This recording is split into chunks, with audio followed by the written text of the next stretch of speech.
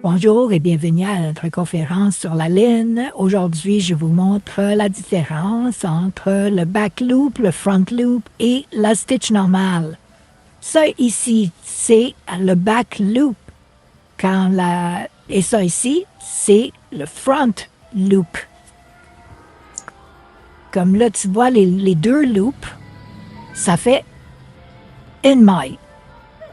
Fait que pour faire une stitch bien normale, il faut que tu passes dans les deux. Fait que là, tu vois, là, le beau trou que j'ai tiré juste pour toi, là, c'est pour te montrer qu'elle est là, ta maille. Ça, t'es en dessous des deux. Puis là, tu fais ta stitch normale. Mets ta maille. Maille et stitch, c'est la même chose.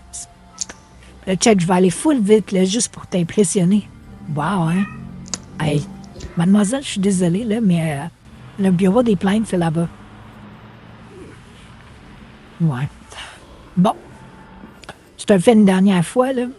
Là où il y a les deux petites cordes, là, t'es bon. Là, tu peux faire ta stitch normale. Ça, là, ça va faire que ton travail va être droit. Là, je vais te montrer à faire une front loop. Là, dans le fond, là, t'as tes deux loops. La front loop, c'est elle qui est vers toi. Tu vas juste entre les deux.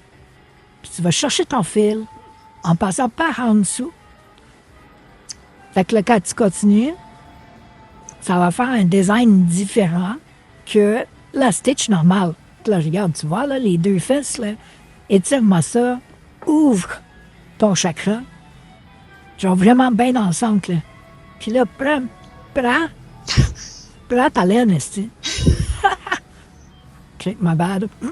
Un peu de décorum, s'il vous plaît. Bon. Fait que là, tu vois, le design n'est pas pareil que des stitches normales. Bon, si tu le vois pas, c'est normal, mon appareil photo, c'est pas le meilleur.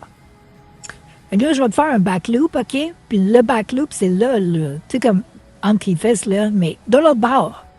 Fait que là, tu peux aller du haut vers le bas. Tu prends ton fil, tu tires. Tu fais comme des stitches normales, là. Tu n'as pas besoin de... C'est facile de même. Des fois, il y a juste des variantes, là, OK? Là, j'avoue, des fois, les variantes sont un peu compliquées à comprendre.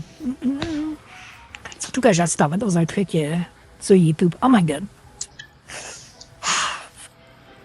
Fait que c'est ça. Je me rends compte de plus en plus que je fais beaucoup de bruit de bouche, puis je m'insupporte.